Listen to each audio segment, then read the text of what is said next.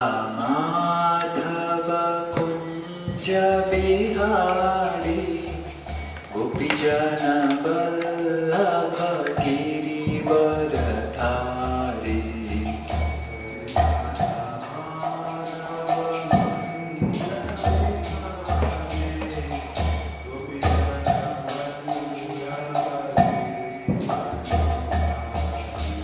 जय राधा माधव कुंज विहारी गोपीजन वल्लभ गिरिवरधारी।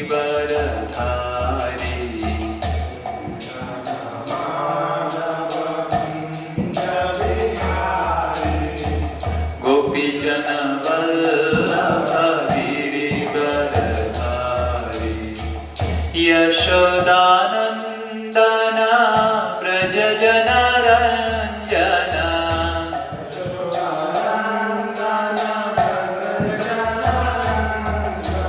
यशोदानंदन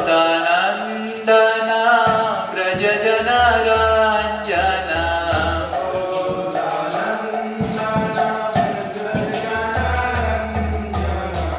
यमुना तीर वनचारी।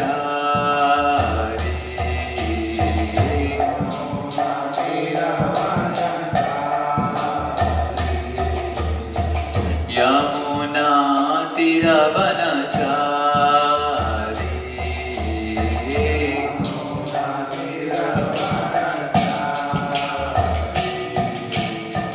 जय राधा माधव कुंज बिहारी गोपीजन वल्लभ गिरिवरधारी।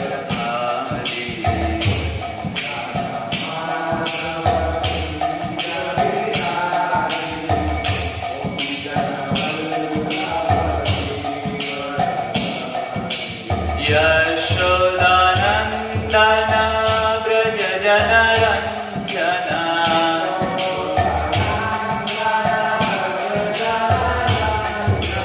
यशोदानंदन व्रज जन रंजन।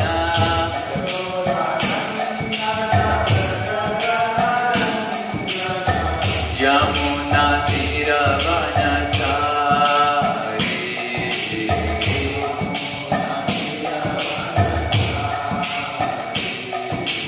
यमुना तीर वनचारी।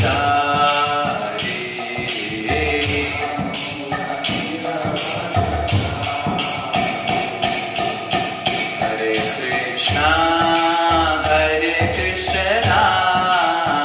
कृष्ण कृष्ण हरे हरे, हरे राम राम राम हरे हरे।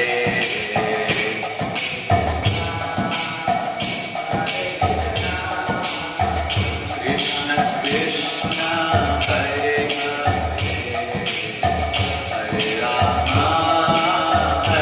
राम राम राम हरे हरे। हरे कृष्णा कृष्ण कृष्ण हरे हरे, हरे राम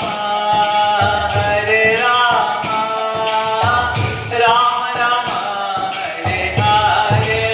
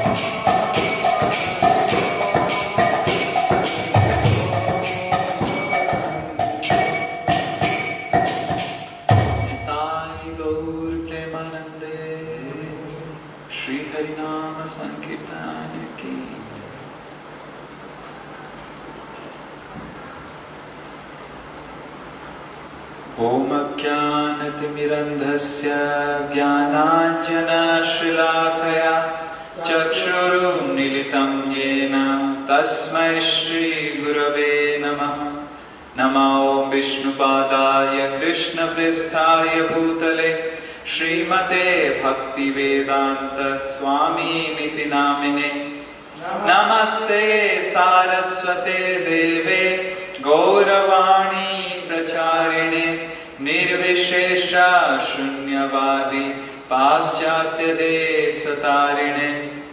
श्री कृष्ण चैतन्य प्रभु नित्यानंद श्री अद्वैत गदाधर श्रीवासादि गौर भक्त वृंद।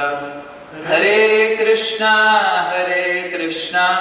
कृष्णा कृष्णा हरे हरे, हरे राम राम राम हरे हरे।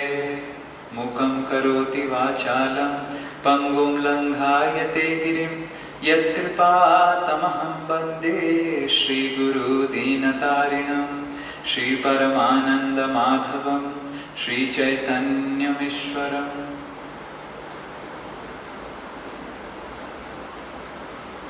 हरे कृष्ण।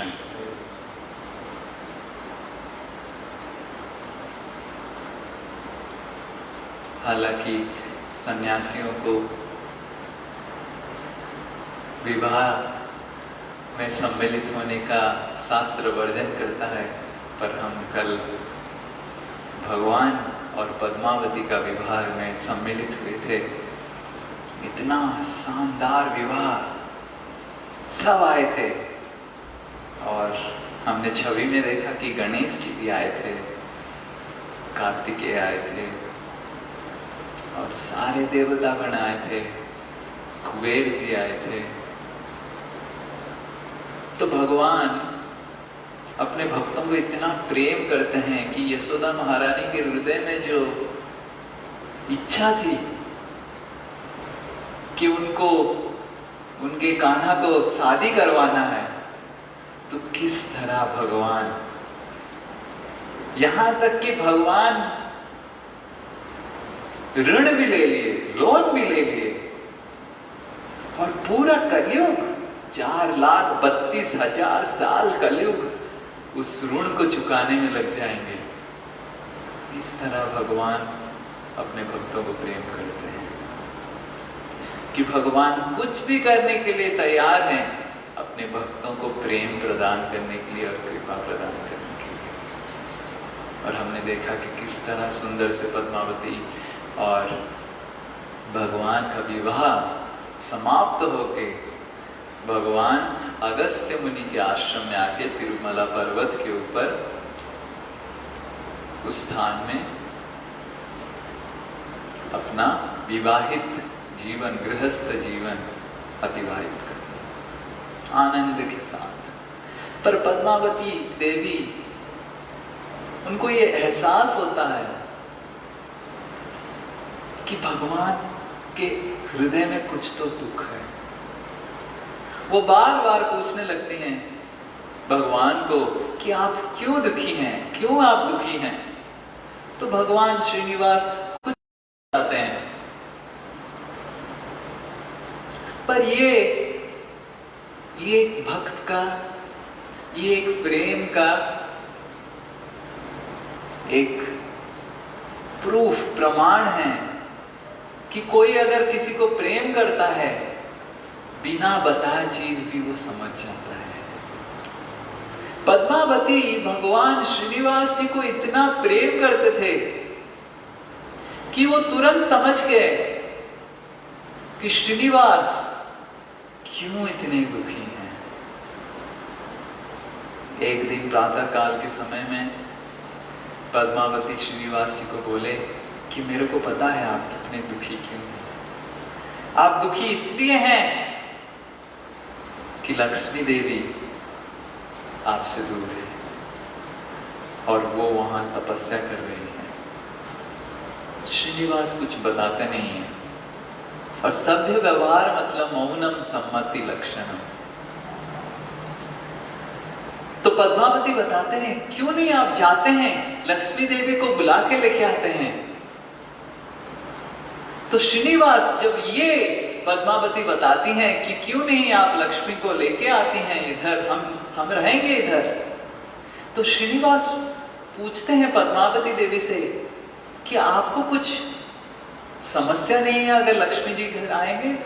तो पद्मावती बोले, मेरा क्या समस्या हो सकता है, मैं तो चाहती हूं कि लक्ष्मी जी इधर आए और हम दोनों शाश्वत काल तक आपका सेवा में रत रहे। मेरा तो ये बड़ा सौभाग्य रहेगा कि मैं अगर लक्ष्मी जी को आपकी सेवा में सहायक, अगर मैं लक्ष्मी जी का सहायिका बन जाऊंगा, सेविका बन जाऊंगा, ये मेरा जीवन का सबसे सुनहरा और सबसे महत्वपूर्ण उपहार आपके लिए रहेगा। ये भक्त का इच्छा होता है। जो भक्त होते हैं, भगवान के शुद्ध भक्त होते हैं, शुद्धता का ये प्रमाण है। हृदय जितना शुद्ध होगा, निर्मल होगा और भगवान के प्रेम से उत्फुल्लित रहेगा, भरा हुआ रहेगा, उतना हम भगवान की सेवक और सेविकाओं का सेवा करने का इच्छा रखेंगे। और जितना हृदय में हमारा अहंकार रहेगा, हम सोचेंगे कि मैं भगवान का सेवा कर सकता हूं। जो शुद्ध भक्त होते हैं वो कभी भी नहीं सोचते हैं कि मैं भगवान को सेवा करने के लिए क्वालिफाइड, पात्र मेरे पास है। They are always thinking that how they are utterly disqualified in serving the Lord. Padmavati हाथ जोड़ के श्रीनिवास जी को अनुरोध किए कि ये मेरा जीवन का सबसे अनोखा उपहार आप देंगे अगर आप मेरे को लक्ष्मी देवी का सेविका के हिसाब से ग्रहण करेंगे। तो श्रीनिवास ये देख के उनके आंखों से पानी आ गया और तुरंत पद्मावती के अनुरोध सुन के, पद्मावती का वचन सुन के तुरंत श्रीनिवास जी उठ गए और तुरंत श्रीनिवास चले गए कहां? कोल्हापुर, जहां पे महालक्ष्मी, लक्ष्मी देवी तपस्या रखती। और लक्ष्मी देवी जगन माता है, उनको भले क्या छुपता है। तो जैसे ही लक्ष्मी देवी को पता चला कि श्रीनिवास उनको लेने के लिए आ रहे हैं तिरुपति पर्वत शेषाचलम, तो लक्ष्मी देवी उधर से अदृश्य हो जाते हैं और अदृश्य होके पाताल लोक में कपिल मुनि के आश्रम में चले जाते हैं। तो श्रीनिवास आगे ढूंढने लगते हैं, जिस तरह रामचंद्र सीता मैया को ढूंढ रहे थे, जिस तरह कृष्ण जब राधा रानी रास लीला से चले गई थी, उस तरह श्रीनिवास लक्ष्मी देवी के विरह में कोल्हापुर में अलग अलग जगह जाके पूछ रहे थे कि आपने क्या मेरी प्रिय को देखा है, आपने क्या मेरे प्रिय को देखा है। और सब श्रीनिवास को देख के इतना आनंदित हो जाते थे, पर किसी के पास कुछ पता नहीं था कि किसको ढूंढ रहे हैं, कौन ढूंढ रहे हैं, कोई भी बता नहीं पाया। तो उस समय आकाश से शब्द सुनाई दिया श्रीनिवास को। देखिए भगवान कैसे लीला करते हैं, भगवान को सब पता है कौन कहां है। तो कि आप जाइए वापस शेषाचलम में और तपस्या कीजिए और उस तपस्या से प्रसन्न होके लक्ष्मी देवी से आप पुनः मिल सकते हैं। तो श्रीनिवास फिर से वापस आ जाते हैं शेषाचलम और बहुत विरह के साथ, दुख के साथ श्रीनिवास तिरुपति के पास नीचे अपने हाथों से खोदते हैं एक पुकुर, मतलब तालाब। उस तालाब को खोदने के बाद श्रीनिवास वरुण देव को आदेश करते हैं और वरुण देव उस तालाब में अमृतमय जल से भर देते हैं वो तालाब। और श्रीनिवास जी की इच्छा से उस तालाब के बीच में एक स्वर्ण कमल खिल जाता है और उस स्वर्ण कमल के ऊपर बैठ के श्रीनिवास जी तपस्या प्रारंभ करते हैं।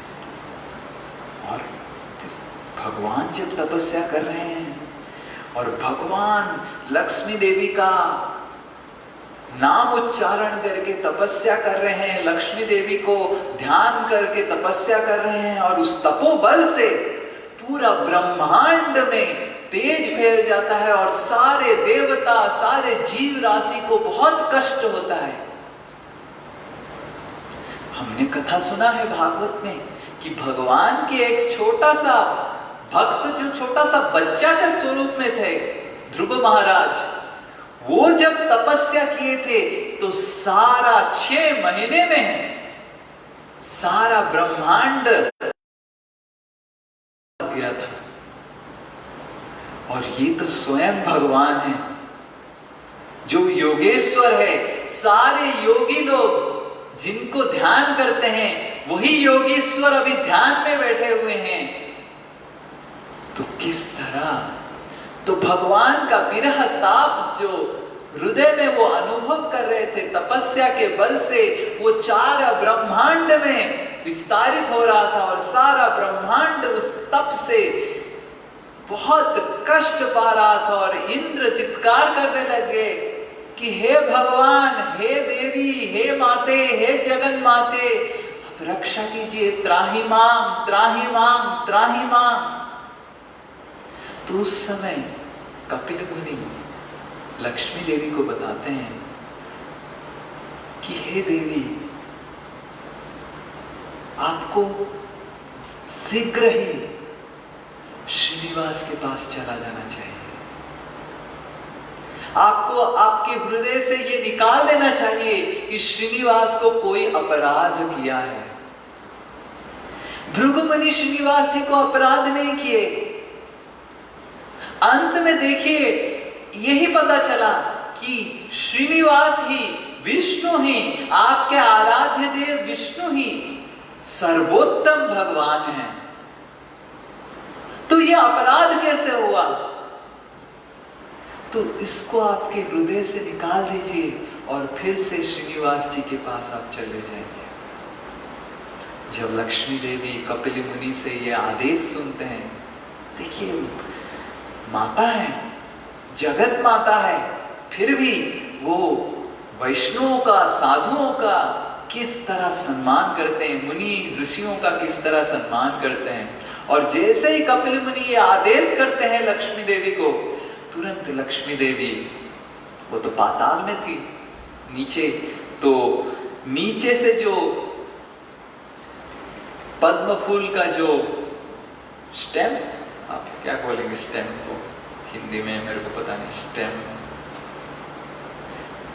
सो वो स्टेम में घुस गई, वो जो जिनसे पद्म डंडी, तो डंडी के अंदर प्रवेश करके श्रीनिवास तपस्या कर रहे हैं, तुरंत श्रीनिवास जी के सामने ऐसे प्रकट हो गए। और जब प्रकट हो गई तो तुरंत श्रीनिवास जी का ध्यान भग्न हो गया और सारे देवता लोग फूल बरसाने लग गए और सारे ब्रह्मा, इंद्र सब आके अश्रु के साथ प्रार्थना करने लगे। और भृगुमुनि स्वयं आके लक्ष्मी और श्रीनिवास विष्णु के चरण में पड़ गए और बोलने लगे, त्राहि मां, मेरे को आप कृपा कीजिए, हे देवी, हे माता, मेरा बहुत बड़ा गलती हो गया। तो उस समय लक्ष्मी देवी बोलते हैं, आपका कुछ गलती नहीं है, ये तो भगवान मेरे नाथ की लीला थी। तो फिर उस समय पद्मावती तुरंत, क्योंकि लक्ष्मी देवी ने पद्मावती को शादी करवाया, तो पद्मावती बहुत आनंदित हो गए कि फिर एक माला लेके आके श्रीनिवास और लक्ष्मी देवी को देते हैं और श्रीनिवास लक्ष्मी देवी को माला पहनाते हैं और लक्ष्मी देवी श्रीनिवास को माला पहनाते हैं। इस तरह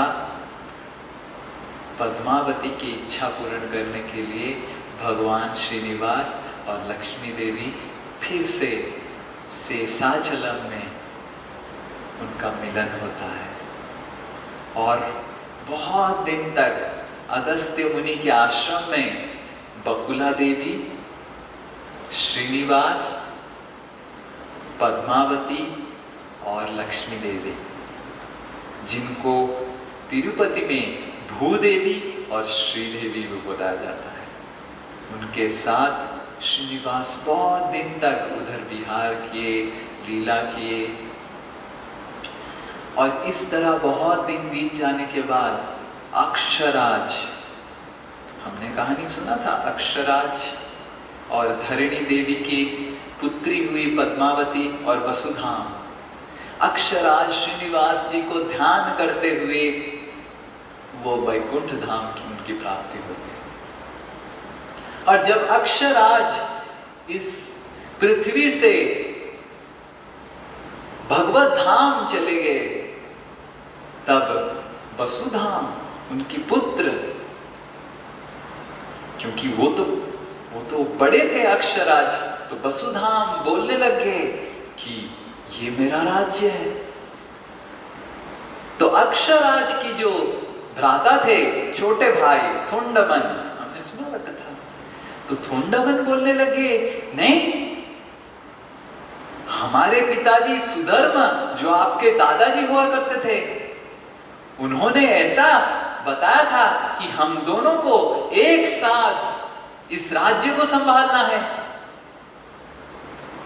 तो वसुधाम नहीं माने, बोले कि कहाँ है, कुछ लिखाई पढ़ाई हुआ है, एग्रीमेंट कुछ हुआ है, कहाँ है, कुछ मेल है, कुछ व्हाट्सएप कम्युनिकेशन है, कुछ पत्र लिखा हुआ है, कुछ ऑफिशियल डॉक्यूमेंट है, कुछ नोटिस है, कुछ विल है, पावर ऑफ अटर्नी है, कुछ नहीं है। थोंडमन के पास तो कुछ नहीं था, क्योंकि अक्षराज और थोंडमन दोनों भाई इतना अपने आप को प्रेम करते थे, वो कभी सोचे भी नहीं कि कुछ लिखाई पढ़ाई करना है। तो वसुधाम बोले, मैं राजा हूं, ये राज्य मेरा है। तो थोंडमन बोले, नहीं। तो ये धीरे धीरे धीरे धीरे बढ़ने लग गया, बढ़ने लग गया, बढ़ने लग गया। देखिए, ये कलयुग का प्रभाव है। जैसे कलयुग आगे बढ़ता जाता है, कली युग मतलब कली का युग, मतलब झगड़ाओं का युग, जहां पे पति पत्नियों में झगड़ा होता है। कभी हमने शास्त्र में सुना नहीं, कितना शादी हुआ। देखिए, संसार का, ब्रह्मांड का सबसे बड़ा शादी हुआ, कुछ एग्रीमेंट नहीं हुआ था, कुछ पेपर साइन नहीं हुआ था ना। पद्मावती पेपर साइन किए, सिग्नेचर किए, ना श्रीनिवास पेपर साइन किए। इतने सारे संसार में शादियां हुआ, शिव और पार्वती का शादी हुआ, लक्ष्मी और विष्णु का शादी हुआ, इंद्र और सची का शादी हुआ, इतना सारा शादी हुआ है। और वो भी कितने बड़े बड़े महारथियों का शादी हुआ, अर्जुन और द्रौपदी का शादी हुआ, कभी भी एग्रीमेंट नहीं हुआ। पर कलयुग, पति पत्नी में ऐसे झगड़ा होता है कि एग्रीमेंट कोर्ट के सामने होता है, सिग्नेचर करते हैं पति की, ये मेरी पत्नी है, और पत्नी सिग्नेचर करती है, और बाद में बहुत झगड़ा होता है। कुछ कुछ देशों में तो 4-3 शादियां, हरे कृष्ण। तो ये कलयुग का प्रभाव है। उस तरह भाई भाई में, कभी कभी भाई और एक भाई को मार देता है धन की उपेक्षा से। उस तरह कभी कभी भक्तों में भी झगड़ा होता है, गुरु भाइयों में भी झगड़ा होता है। तो इस तरह कली मतलब झगड़ा का युग, कली का युग। और उस कलयुग के प्रभाव से ये जो वसुधाम और थोंडमन के राज्य में भी पूरा राज्य 2 भाग में विभक्त हो गया, सारा सेना 2 भाग में विभक्त हो गया। एक तरफ थे वसुधाम और कुछ सेना, और एक तरफ थे थोंडमन और कुछ सेना। और दोनों में एक घमासान युद्ध का शुरुआत होने को था, और केवल एक वजह से कि कुछ एग्रीमेंट नहीं था। इससे हम ये शिक्षा प्राप्त करते हैं कि कलयुग में एग्रीमेंट रखना कितना इंपॉर्टेंट है। कुछ लोगों के घर में टेनेंट रह जाते हैं और एग्रीमेंट नहीं रहता है तो टेनेंट रह ही जाते हैं और अपना घर मान लेते हैं, हड़प लेते हैं वो घर। हमने कई बार देखा है। तो इस तरह ये कलयुग बहुत ही विपदजनक और बहुत ही खराब कली संपन्न युग होने के कारण इसका नाम है कलयुग, जहां पे लोग खाली झगड़ा में रत रहते हैं। तो जब वसुधाम और थोंडामन के बीच में से लड़ाई शुभारंभ होने से पहले दोनों श्रीनिवास जी के पास आए, ये पूछने के लिए कि श्रीनिवास किसके साथ लड़ेंगे। अब भगवान का देखिए कलयुग में कैसा हालत हो जाता है। अब किसके साथ लड़ेंगे, एक साइड साला और एक साइड भक्त। साला हुई ना पद्मावती की भाई वसुधाम। तो श्रील प्रभुपाद बताते हैं कि जब जर्मन और ब्रिटेन लड़ाई कर रहे थे तो जर्मनी सोल्जर्स के जो पत्नियां थी और ब्रिटेन के सोल्जर्स की जो पत्नियां थी, दोनों चर्च में जाते थे और प्रार्थना करते थे, oh Jesus please save our husband. अब भगवान किसको सेव करेंगे? इनका बात मानेंगे, जर्मन का बात मानेंगे या ब्रिटेन का बात मानेंगे? और फाइनली जर्मन हार गए, ब्रिटेन जीत गए। तो सारे जर्मनी के जितने सारे पत्नियां थी सब नास्तिक बन गए कि भगवान कुछ नहीं कर रहे। पर भगवान ये बताते हैं कि युद्ध करने से पहले मेरे से पूछा था क्या? हम आपस में झगड़ा करते हैं, युद्ध करते हैं, भगवान से पूछते नहीं हैं, पर युद्ध करने से पहले भगवान के आशीर्वाद लेते हैं कि भगवान मेरे को जिता दीजिए। तो इस तरह थोंडामन और वसुधाम कली के प्रभाव से श्रीनिवास जी के पास पहुंचे और श्रीनिवास पद्मावती से पूछे कि मेरे को क्या करना चाहिए, किसके साथ में लड़ूं? पद्मावती बताए कि मेरे को इतना दुख लग रहा है इसके बारे में सुन के,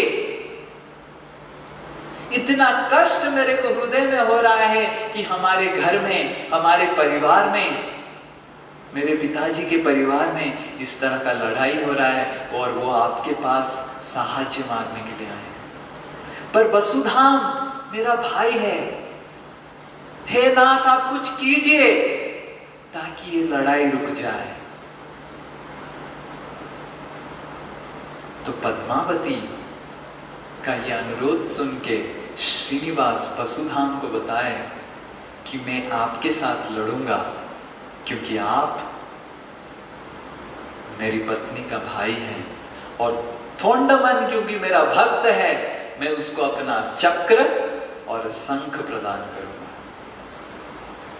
तो फिर ब्रह्मांड का सबसे पहला भक्तों के बीच में लड़ाई चालू हो गया।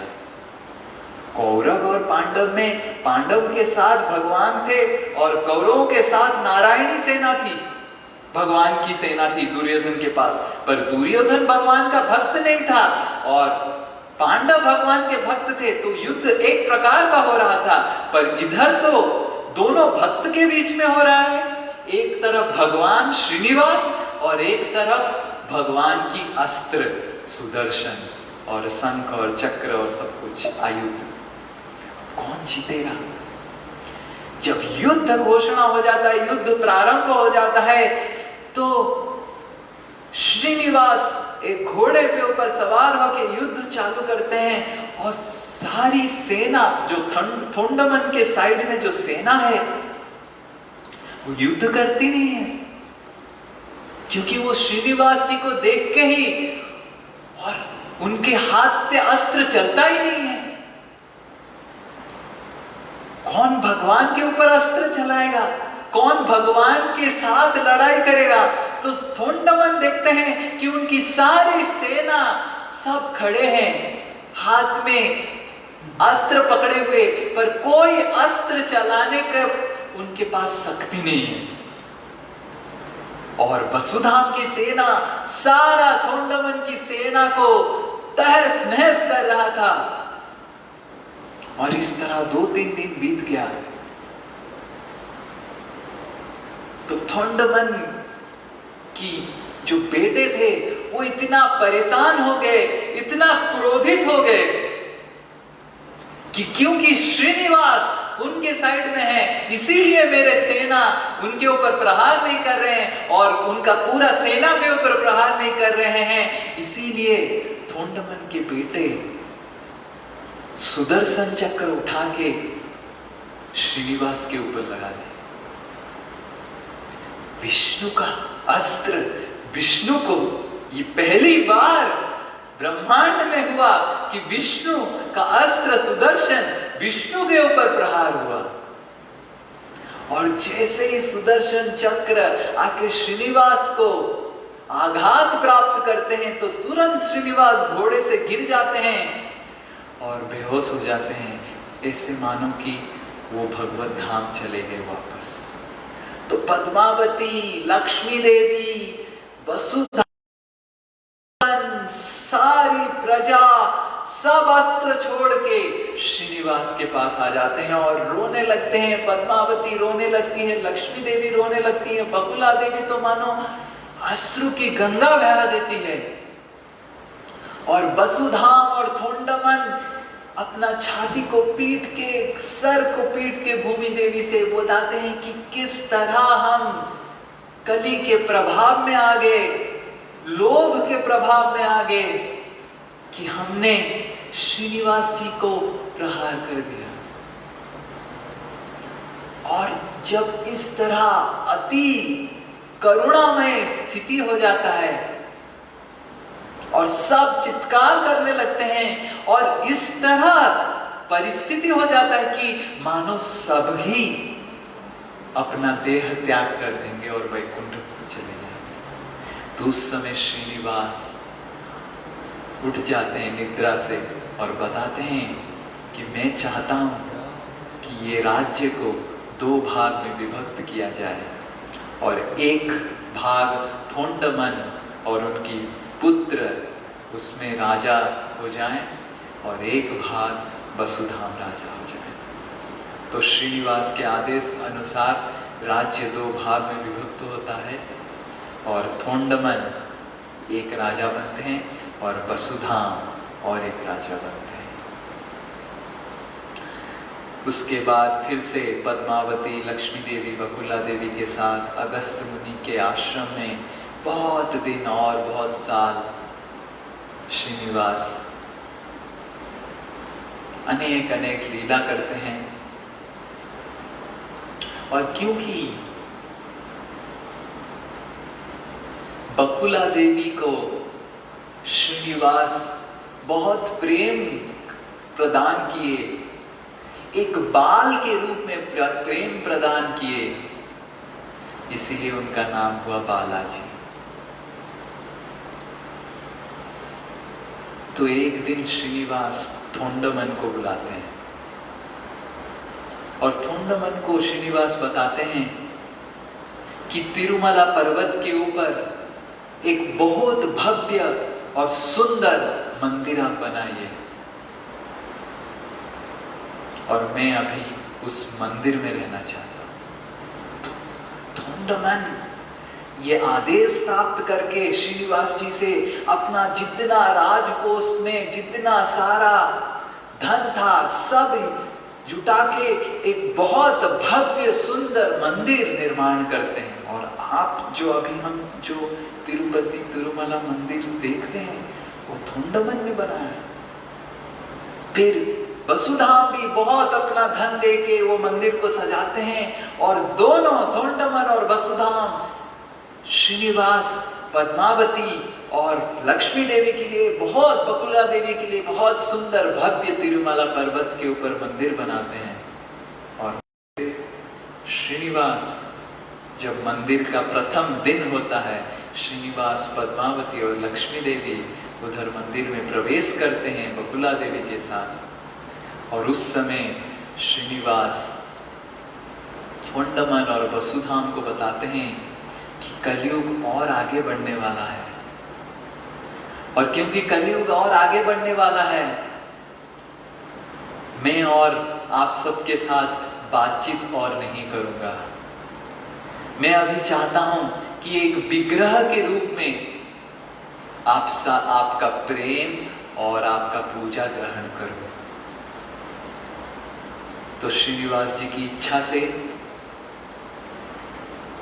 वो आज का जो तिरुपति बालाजी बन जाते हैं भूदेवी और श्रीदेवी के साथ।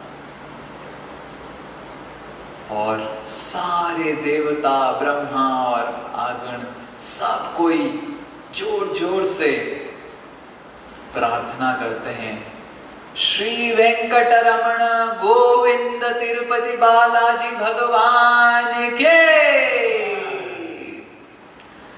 तो सारे देवता, ब्रह्मा के प्रथम विग्रह का पूजा अर्चना करते हैं। बहुत भव्य तरीके से थोंडमन और वसुधाम तिरुपति जी का पूजा का जो शैली है उसको बनाते हैं। तब से तिरुपति जी बालाजी अब तक विग्रह के रूप में पूजा पा रहे हैं। तो भगवान का शरीर दिव्य है। भगवान पत्थर के रूप में रहे, भगवान एक पटचित्र के रूप में रहे, भगवान किसी भी रूप में रहे, भगवान दिव्य है। भगवान पत्थर नहीं है। और अगर भगवान के साथ हम प्रेम का आदान प्रदान करेंगे, श्रीनिवास बताए थोंडमन को कि कोई भी भक्त अगर इस तिरुपति में आके मेरे साथ प्रेम का आदान प्रदान करेगा तो मैं ये पत्थर से विराजमान करके श्रीनिवास के रूप में, मेरा बालाजी के रूप में मैं उसके साथ आदान प्रदान करूंगा। और कोई भी अगर मेरे को आके इधर प्रार्थना करता है, मैं उनका सारा पाप और अपराध क्षमा करके वैकुंठ प्राप्त करूंगा। तो इस तरह थोंडमन और वसुधाम तिरुपति बालाजी की सेवा करते हुए ध्यान मग्न होके कुछ दिनों के बाद भगवत धाम वैकुंठ धाम चले गए।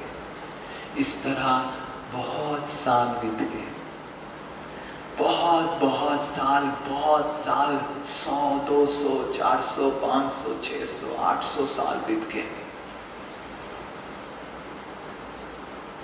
और रामानुजाचार्य जो 1000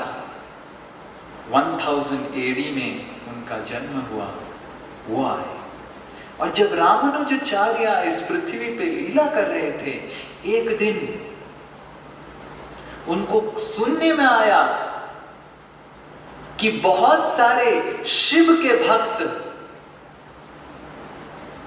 तिरुपति जी को शिव मान के उपासना करने लग गए। तो रामानुजाचार्य को बहुत दुख हुआ। तो वो तुरंत कुछ भक्तों को भेजे तिरुपति के पास। और जब भक्त पहुंचे, बताने लगे ये तो विष्णु भगवान है, ये शिव जी नहीं है। तो सारे शिव के उपासक बोले नहीं, ये शिव जी हैं और इनको हम शिव की तरह ही उपासना करेंगे। तो सारे विष्णु भक्त परेशान हो गए कि कैसे ये शिव जी हो गए। तो फिर रामानुजाचार्य उधर आते हैं, ये जो समस्या आया है कि तिरुपति विष्णु है या शिव है, उसको समाधान करने के लिए। और रामानुजाचार्य जब पहुंचते हैं तो सारे शिव के उपासक बोलने लगते हैं कि ये शिव हैं पुराण उपनिषद से, शास्त्र से प्रमाणित करते हैं, कुछ कुछ श्लोक निकालते हैं और उसको ऊपर नीचे घुमा फिरा के बताते हैं और बताते हैं ये शिव जी हैं, और रामानुजाचार्य बताते हैं नहीं ये विष्णु हैं। रामानुजाचार्य श्रीनिवास के बारे में बताते हैं, बकुला देवी के बारे में बताते हैं, पद्मावती के बारे में बताते हैं, अक्षराज तोंडमन के बारे में बताते हैं, पर कोई शिव भक्त उस समय मानने के लिए तैयार नहीं थे। ये कलयुग का प्रभाव है। कलयुग में लोग अपना अहंकार के वजह से अलग अलग प्रकार की पूजा शैली बनाए हैं। किसी को पता नहीं कि कौन शिव है, कौन दुर्गा है, कौन विष्णु है, कौन इंद्र है। कलयुग नास्तिक का युग है। सबके हृदय में एक ही भगवान है, वो है उनका अहंकार। Everyone has one God in their life, that is their ego. Everyone is worshipping their ego. वो शिव जी का उपासक हो या विष्णु का या इंद्र का या गणेश का या दुर्गा का, उनका एक का लक्ष्य है कि वो अपना अहंकार को ही पूजा करना चाहते हैं। तो इस तरह कुछ कुछ अहंकारी शिव भक्त जो शिव जी को मानते नहीं थे, शिव का उपासना नहीं करते थे, वो अपना अहंकार को ही उपासना कर रहे थे, वो सारे भक्तों को मना कर दिए इधर तिरुपति आके बालाजी का उपासना करने के लिए, और शिव मंत्र उच्चारण करके पूरा तिरुपति पर्वत को कब्जा कर दिए थे। पूरा तिरुपति पर्वत शिव भक्त से कब्जा हो गया था, और घेरा लगा के शिव मंत्र से ओम नमो शिवाय करके बालाजी का उपासना करते थे।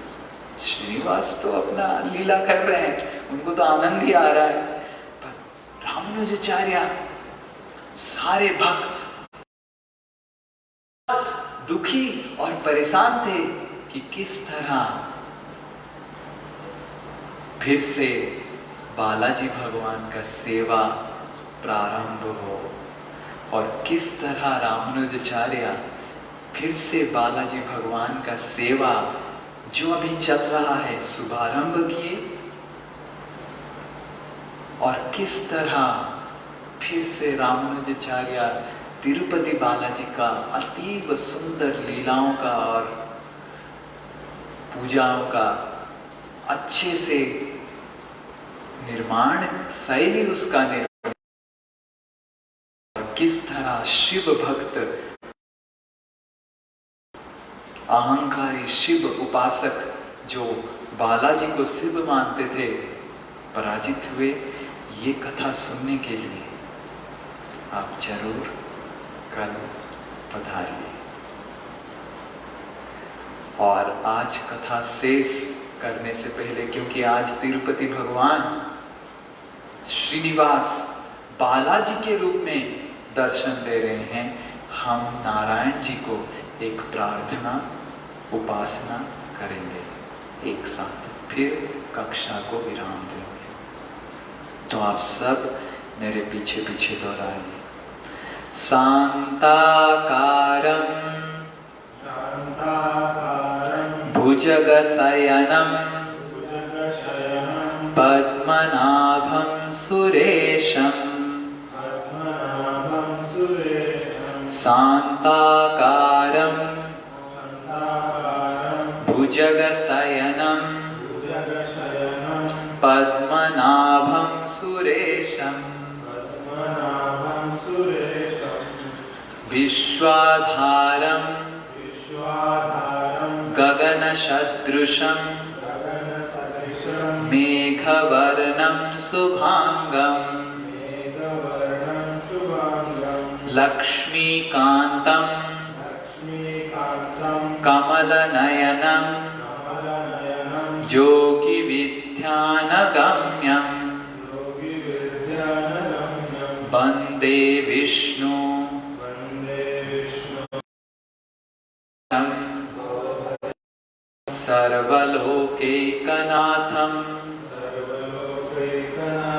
वंदे विष्णु भव भयहरम सर्वलोकैकनाथम।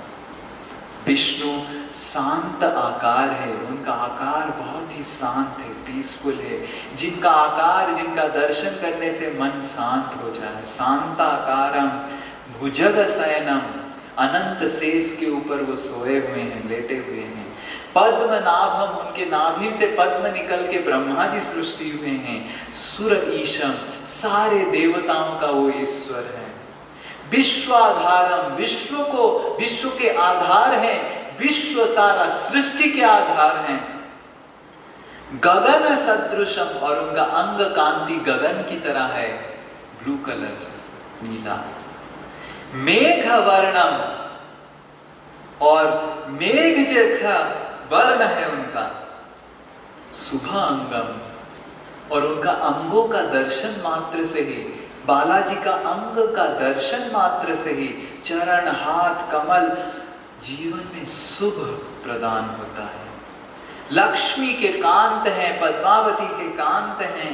कमल नयनम, कमल की तरह उनका नयन है। योगी भीर ध्यान गम्यम, और योगी जिनका ध्यान कर रहे हैं और उनका ध्यान का गम्य है वो। वंदे विष्णु भव भयहरम सर्वलोकैकनाथम, और विष्णु वो हैं जो सारा भव को, भय को हटा देते हैं। इस जो जड़ जगत है विपद से भरा हुआ है, और हम देख रहे हैं कि किस तरह विपद आ रहा है। सब कोई बंधा हुआ पड़ा हुआ है, पूरा विश्व बंधा हुआ है भय से कि मृत्यु ना आ जाए। और केवल भगवान विष्णु का चरण कमल का ध्यान से ही ये भय को हटाया जा सकता है। वंदे, मैं नमस्कार करता हूं विष्णु को। वंदे विष्णु भव भयहरम, जिनका ध्यान से भव भय हर लेते हैं। इसीलिए तिरुपति बालाजी का और एक नाम हुआ वेंकटेश्वर। वें मतलब कष्ट, दुख, जिस तरह कोरोना का दुख। वें मतलब दुख, विषाद, क्लेश, तरह तरह की मन की क्लेश, शरीर का क्लेश, वायरस का क्लेश, नौकरी चले जाने का क्लेश, फाइनेंशियल ब्रेकडाउन का क्लेश, अलग अलग तरीके का क्लेश को वेन बोला जाता है। कट मतलब जो काट देते हैं। और वेंकट, अलग अलग तरीके के वेंकट हैं। जैसे गणेश जी भी विघ्न विनाशक हैं, बहुत सारे देवता भी विघ्न विनाशक हैं, पर इन सारे विघ्न विनाशों का जो ईश्वर है, जो सारे देवताओं को, देवताओं के जीवन में कष्ट हरण करते हैं, दुख हरण करते हैं, वो है वेंकटेश्वर बालाजी। तो इस तरह अगर हम वेंकट रमण बालाजी तिरुपति भगवान का आश्रय लेंगे, विष्णु का आश्रय लेंगे, तो हमारा जो भव भय है, जिस भय से सारा ब्रह्मांड, मृत्यु के भय से, भव के भय से सारा ब्रह्मांड भयभीत है, उस भय को कुछ मुहूर्त में हम अदृश्य कर सकते हैं। और वही विष्णु का ध्यान करने का सबसे आसान तरीका है कलयुग में, जो श्री चैतन्य महाप्रभु हमको प्रदान किए हैं, वो है हरे कृष्ण महामंत्र। इस हरे कृष्ण महामंत्र को अगर हम नियमित रूप से ध्यान पूर्वक जप करेंगे तो ये भव भय हरम है। ये भव भय है। भव मतलब सृष्टि। ये भौतिक जगत भय सृष्टि करता है। ये भौतिक जगत का एक नियम है, ये कैरेक्टरिस्टिक्स है। जैसे चीनी मीठा होता है और मिठास सृष्टि करता है, नमक नमकीन होता है तो नमकीन का स्वाद सृष्टि करता है, ये भव भय सृष्टि करता है। भव मतलब ये संसार, ये भौतिक जगत, और भवानी दुर्गा देवी वो व्यक्ति है, व्यक्तित्व है। She is the incharge of this भव सागर। एंड जिस तरह चीनी मिठास सृष्टि करता है, नमकीन स्वाद नमक सृष्टि करता है, झाल स्वाद सृष्टि करता है, ये भव सागर भय सृष्टि करता है। और हम सब देख रहे हैं किस तरह सब लोग भयभीत हैं। बड़े से पृथ्वी के बड़े बड़े नेता लोग सब भयभीत हैं। पर ये भव भय को हरने का एक ही तरीका है, वेंकटपति लक्ष्मीपति बालाजी भगवान का चरण का स्मरण करना, क्योंकि वो वेंकट है। वेंक मतलब भय, दुख, विषाद जो भव से सृष्टि हो रहा है, और कट मतलब जो काट देते हैं। तो अगर हम नियमित रूप से ये हरे कृष्णा कृष्ण कृष्ण हरे हरे, हरे राम राम राम हरे हरे, तो ये अगर हरे कृष्ण महामंत्र जो भगवान विष्णु के अवतार हैं इस कलयुग में, उनका आराधना करेंगे और वेंकटपति बालाजी का चरण का स्मरण करेंगे, उस लीलाओं का ध्यान करेंगे, तो जरूर भव भय से मुक्त हो सकते हैं। श्री तिरुपति बालाजी भगवान की, वेंकटरमण गोविंद गोविंदा, जय श्री प्रभुपाद की।